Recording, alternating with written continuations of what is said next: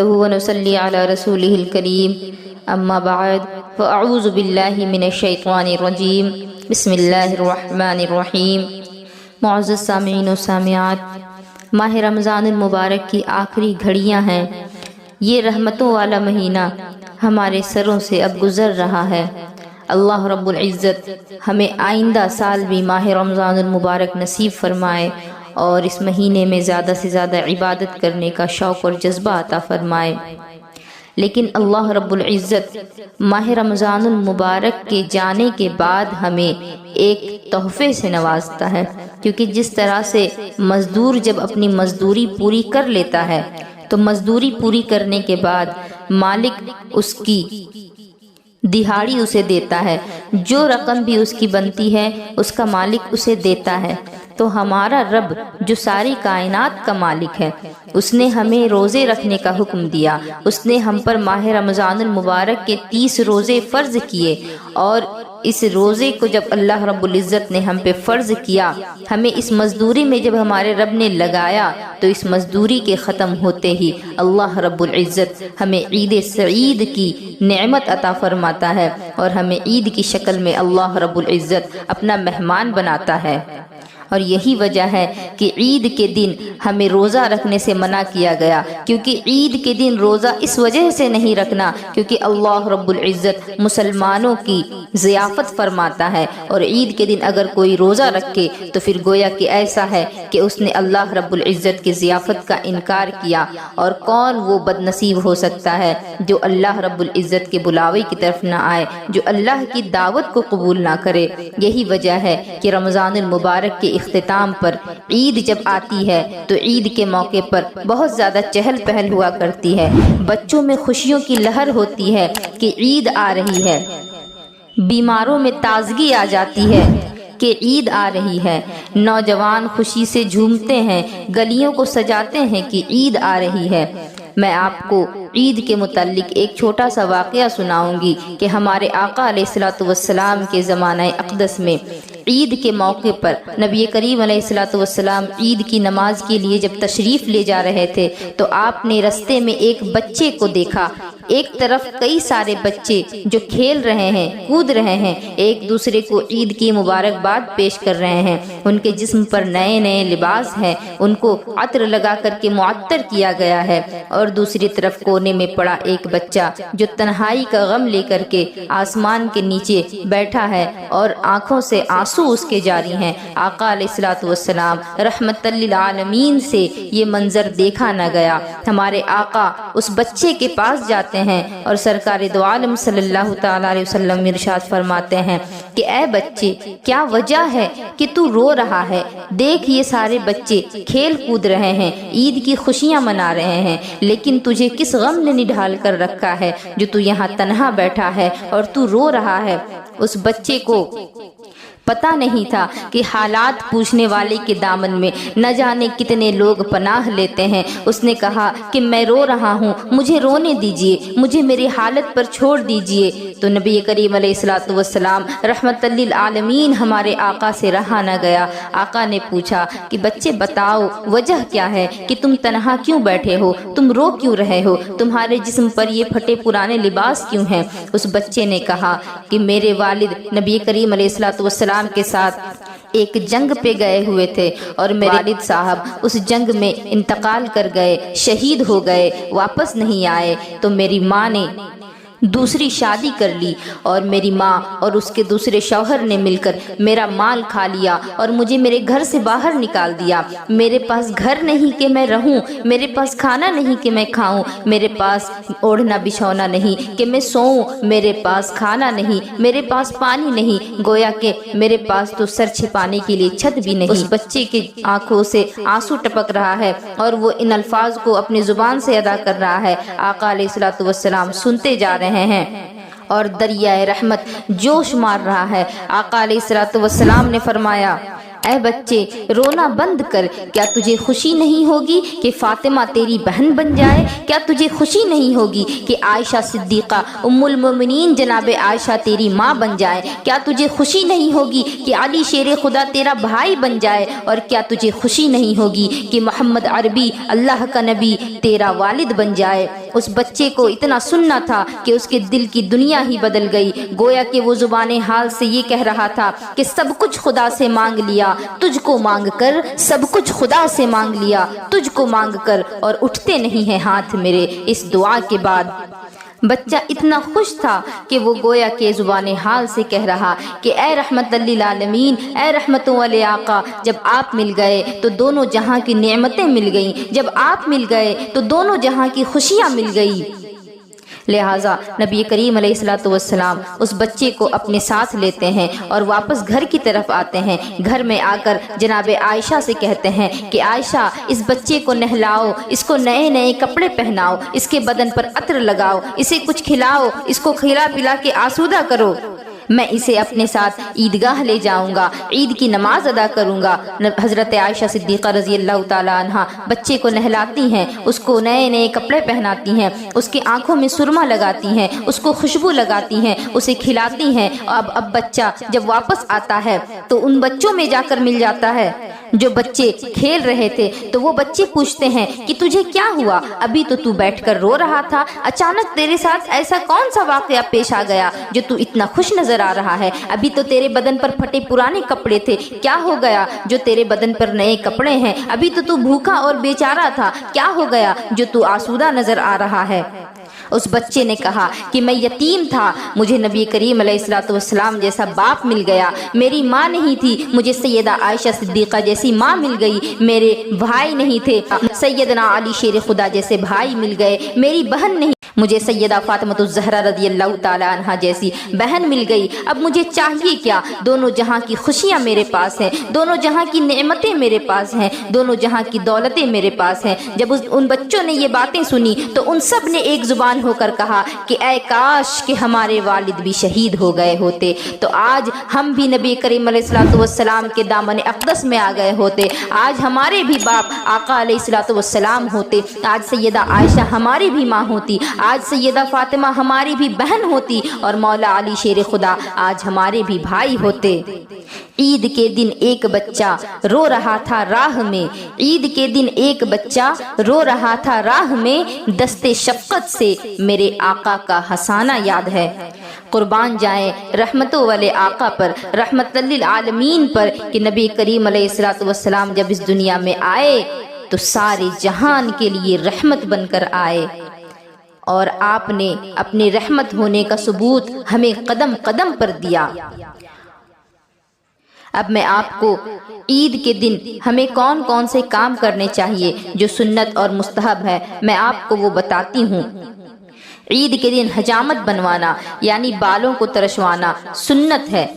اور ناخن تراشنا، غسل کرنا، مسواک کرنا، اچھے کپڑے پہننا، اور اگر نئے کپڑے نہیں ہوں تو پھر دھلا ہوا کپڑا پہنے اور خوشبو لگانا۔ اور عید کے دن یہ بھی مستحب ہے کہ نماز فجر محلے کی مسجد میں پڑھیں، اور عید کی نماز کو جب جائیں تو چند کھجوریں کھا لیں،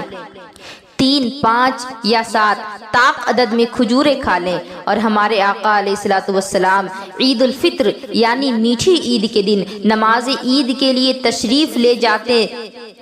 تو پہلے چند کھجوریں تناول فرما لیتے۔ کھجوریں اگر نہ ہوں آپ کے پاس تو لوگ آج سوئیاں کھاتے ہیں، مقصد یہ ہے کہ میٹھی چیز کھائیں، اور نماز سے پہلے کچھ بھی نہ کھایا تو گناہ تو نہیں، مگر عشاء کی نماز تک اگر عید کے دن کچھ بھی نہ کھایا تو ملامت کی جائے گی، کیونکہ عید جو ہے اللہ رب العزت کی طرف سے ہمیں تحفہ ہے، اللہ رب العزت کی ضیافت ہے، اور عید کی نماز عیدگاہ میں ادا کی جائے یہ افضل ہے اور عیدگاہ پیدل جانا مستحب ہے۔ سواری سے جانے میں کوئی حرج نہیں، لیکن جو پیدل جا سکتے ہیں ان کے لیے یہ زیادہ بہتر ہے کہ وہ پیدل جائیں، اور واپسی میں سواری اگر لے لیں تو کوئی حرج نہیں۔ اور نماز عید کے لیے جب جائیں تو جانے کا راستہ دوسرا ہو اور آنے کا راستہ دوسرا ہو، کیونکہ حضرت ابو ہریرہ رضی اللہ تعالی عنہ روایت فرماتے ہیں کہ ہمارے آقا علیہ الصلوۃ والسلام عید کی نماز کے لیے ایک رستے سے جاتے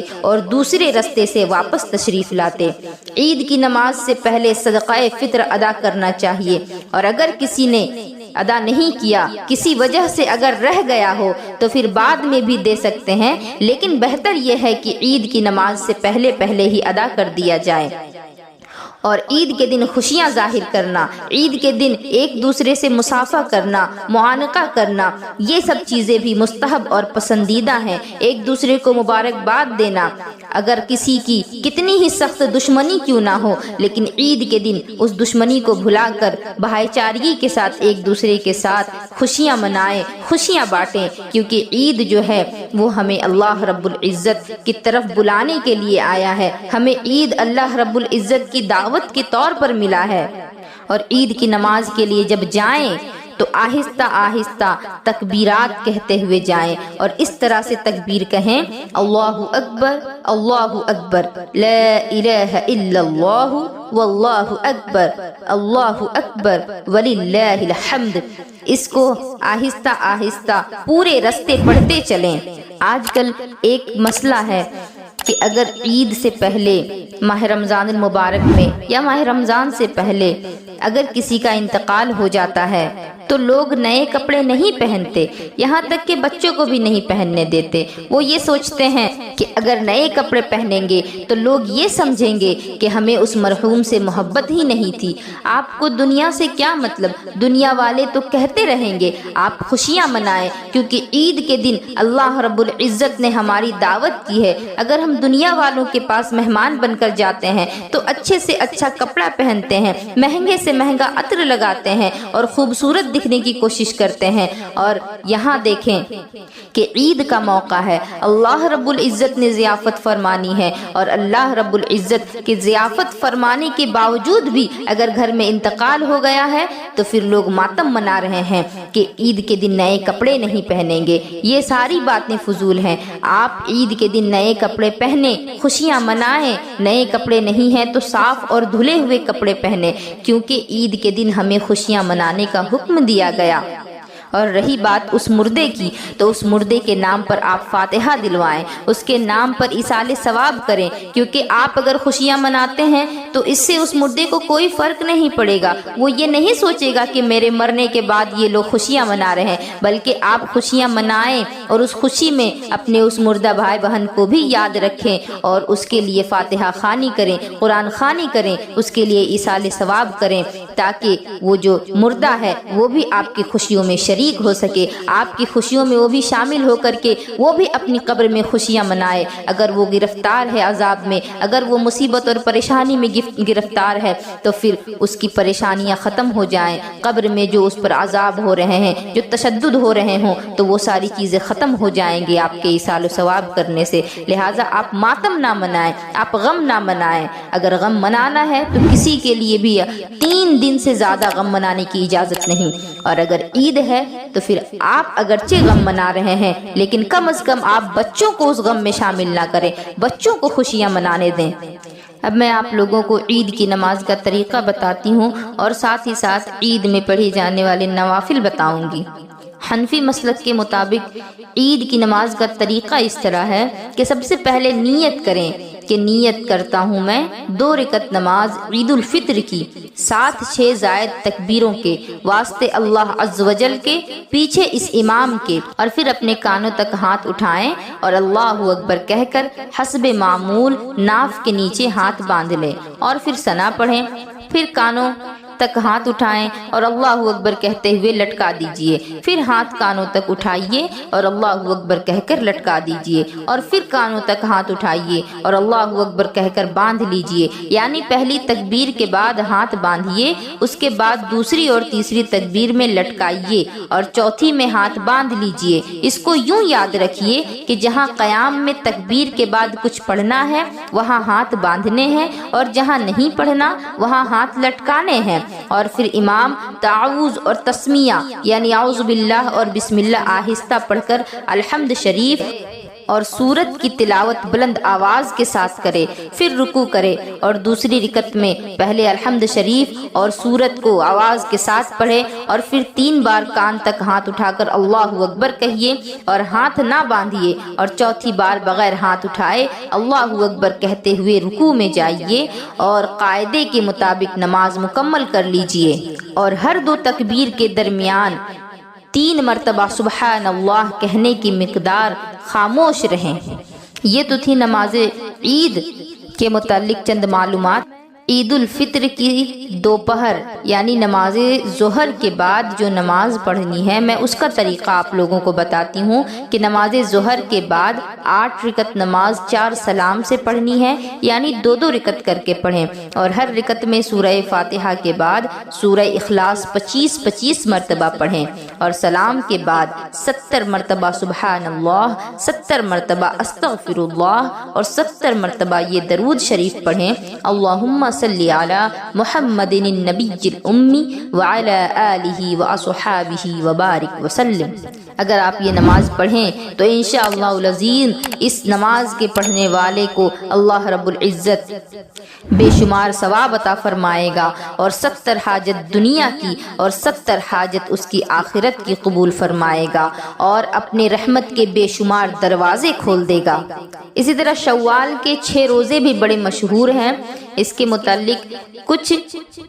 غلط فہمیاں بھی پھیلی ہوئی ہیں کہ لوگ یہ سمجھتے ہیں کہ اگر ایک مرتبہ شوال کے 6 روزے رکھیں گے، اگر رکھنا شروع کر دیتے ہیں تو ساری زندگی اس کو رکھنا پڑے گا، ساری زندگی اس پر پابندی کرنی پڑے گی۔ ایسا کچھ بھی نہیں ہے۔ اگر آپ شوال کے 6 روزے رکھنا چاہتے ہیں تو عید الفطر کے اگلے دن آپ 1 روزہ رکھیں، اور اس کے بعد ماہ شوال کے ختم ہونے سے پہلے تک باقی 5 روزے پورا کریں، اور یہ 6 روزے آپ کے مکمل ہو گئے تو پھر آپ اگر آئندہ سال بھی یہ روزے رکھنا چاہتے ہیں تو رکھیں، کوئی ضروری نہیں، آپ پر یہ فرض اور واجب نہیں ہو گیا کہ آپ اب زندگی بھر اس روزے کو رکھتے رہیں، بلکہ آپ رکھ سکتے ہیں، آپ کی خواہش ہے تو آپ رکھیں، اور اگر آپ اب نہیں رکھنا چاہتے یا نہیں رکھ سکتے تو پھر آپ پر کوئی زبردستی بھی نہیں کہ آپ کو رکھنا ہی پڑے گا۔ اس روزے کے متعلق حدیث پاک میں ہے کہ نبی کریم علیہ الصلوۃ والسلام نے فرمایا کہ جو 6 روزے رکھے شوال کے تو اللہ رب العزت اسے 1000 روزے کا ثواب عطا کرے گا، اور اس پر دوزخ کی آگ کو حرام کر دے گا، اور اس کے نامہ اعمال میں بے شمار نیکیاں عطا فرمائے گا۔ اب چاہے وہ یہ روزے لگاتار رکھے یا دوسری رکھ کر کے عید کا جو دوسرا دن ہے اس دن رکھ کر کے چھوڑ دے، اور پھر پورے مہینے میں کبھی بھی پورا کرے، لیکن اسی مہینے میں پورا کر لے۔ مجھے امید ہے کہ آپ لوگوں کو آج کا بیان پسند آیا ہوگا۔ انشاءاللہ العزیز اللہ رب العزت ہمیں اگلے سال پھر ماہ رمضان المبارک عطا فرمائے، اور اس میں زیادہ سے زیادہ عبادت کرنے کا شوق اور جذبہ عطا فرمائے۔ وما علینا الا البلاغ۔ السلام علیکم ورحمۃ اللہ وبرکاتہ۔